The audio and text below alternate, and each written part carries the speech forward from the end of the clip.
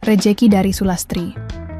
Namaku Sulastri, tapi orang lebih senang memanggilku Astri. Aku dilahirkan di sebuah desa terpencil, hidup yang keras dan penuh lika-liku sudah jadi santapanku sehari-hari. Kami bukanlah dari keluarga yang mampu, ayahku yang malas kerja selalu saja sibuk dengan ayam jagonya, ibu yang harus membanting tulang siang malam.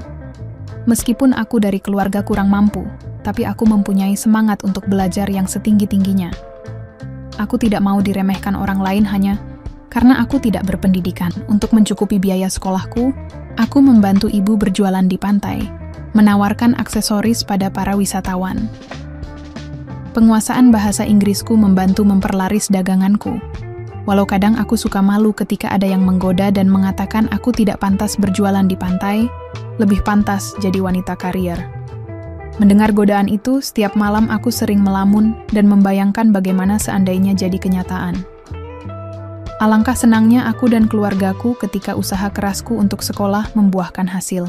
Kamu jangan menghayal, Tri. Ibu nggak mau kamu terbuai dan malah terjebak ke jalan yang nggak benar. Bersyukur saja kamu diberi wajah cantik dan tubuh sempurna. Jangan hiraukan godaan orang, kata ibu suatu malam ketika aku ceritakan soal godaan para turis di pantai. Setelah tamat sekolah menengah, seperti kebanyakan remaja lainnya, aku ingin bekerja dan memiliki penghasilan sendiri. Berbagai perusahaan telah aku masuki, tapi belum juga ada panggilan, dan ini sempat membuatku frustasi, sehingga aku agak ogah-ogahan membantu ibu berjualan. Kerjaku hanya melamun dan menghayal tentang gemerlap duniawi yang ada dalam pikiranku, hanya seandainya dan seandainya. Melihat kelakuanku tuh, ibu selalu menasehati aku dan membantu mencarikan pekerjaan. Akhirnya lewat bantuan tetanggaku, aku mendapatkan pekerjaan sebagai pelayan restoran di sebuah hotel berbintang. Aku yang sejak lama mendambakan pekerjaan sangat gembira, hari-hari kulalui dengan semangat, apalagi pengawas kerjaku juga sangat baik. Orangnya memperlakukan semua karyawan yang bekerja sebagai teman. Ketika menerima gaji pertama kali, aku merasa seperti seorang bos. Ketika ibu meminta sebagian uang gajiku, kamu harus bisa menabung, Tri, biar kalau ada periu apa-apa, punya pegangan. Ibu memang tidak pernah bosan menasehatiku, sebab tidak ingin aku menjalani hidup sengsara seperti dirinya. Seperti layaknya godaan yang dilontarkan di pantai dulu, teman-teman kerjaku juga mengatakan bahwa aku tidak cocok bekerja jadi pelayan restoran aku, yang sudah melupakan hal itu menjadi agak sensi juga.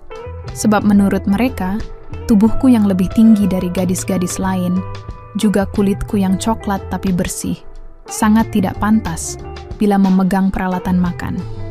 Menurut mereka aku lebih pantas menjadi seorang model. Mendengar semua itu, aku menjadi agak besar kepala juga. Di antara mereka, aku memang yang paling menonjol. Tak jarang para customer memintaku langsung untuk melayani mereka.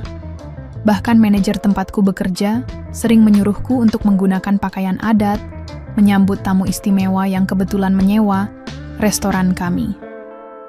Dalam setiap acara penyambutan aku berpasangan dengan Made, temanku yang juga satu sekolah dulu. Karena seringnya berpasangan dan berjumpa tiap hari, akhirnya kami berpacaran. Hubunganku dengan Made sudah diketahui oleh ibuku. Semua, ibu serahkan kepadamu. Kalau ingin menikah, bilang sama ibu, jangan berbuat di luar batas. Ujarnya ketika ku minta pendapat tentang hubunganku dengan Made. Sebagaimana dua sejoli yang sedang dimabuk cinta, aku dan Made selalu terlihat mesra. Dan teman-teman juga mengatakan kalau kami sangat serasi. Pada suatu ketika, setelah pulang dari acara malam mingguan bersama teman-teman, kami memutuskan untuk menghabiskan malam di sebuah tempat hiburan ternama. Kini pergaulanku telah berubah, aku yang dulu masih kampungan kini telah mengenal gemerlapnya kehidupan kota. Di dalam tempat hiburan itu kami hanya menari mengikuti irama musik dan minum soft drink. Tapi seorang teman berkata, masuk tempat seperti ini tanpa minuman kurang lengkap. Awalnya aku menolak untuk menenggak minuman, tapi atas bujukan mereka akhirnya ku minum juga.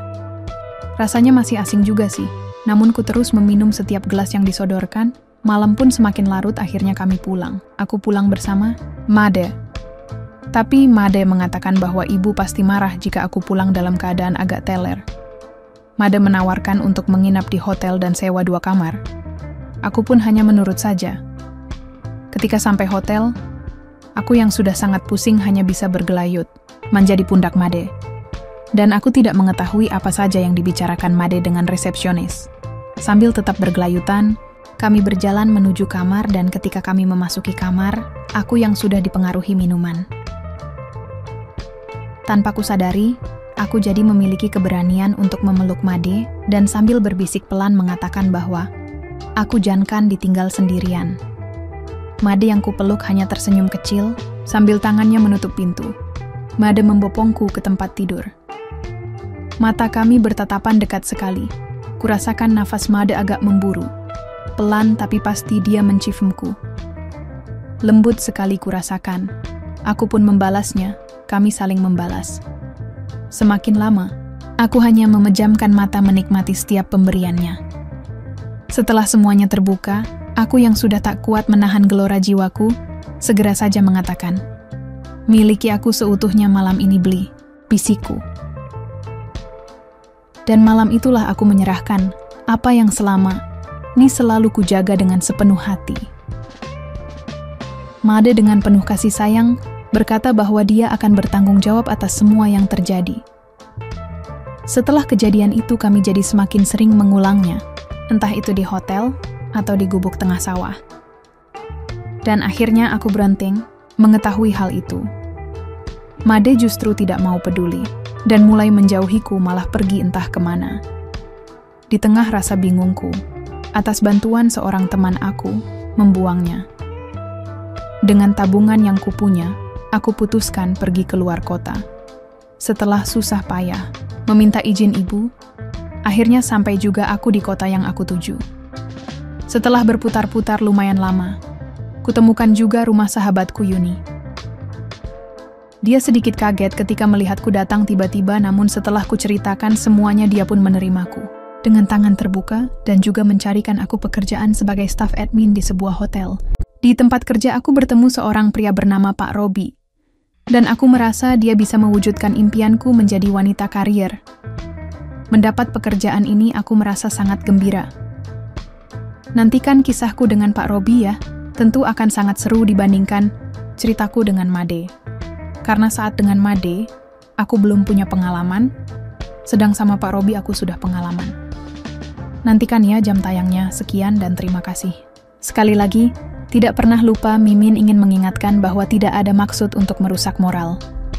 Tapi di sini kami selaku admin channel Makyem hanya berbagi pengalaman dari viewer saja, yang tentu saja tidak untuk ditiru. Terima kasih sudah mau mendengarkan kisah nyata ini. Ambil baiknya dan buang buruknya dari cerita kisah ini. Semoga hal seperti ini tidak terjadi kepada kita semua, bosku, dan semoga kita semua dilindungi dari mara bahaya. Amin ya rabbal alamin. Terima kasih dan sampai jumpa di cerita selanjutnya. Jangan lupa like, komen, share, dan subscribe. Oh iya, kira-kira kalian semua bosku yang terhormat kepengen kisah-kisah yang seperti apa lagi nih? Tolong berikan komentar-komentar kalian di video ini ya.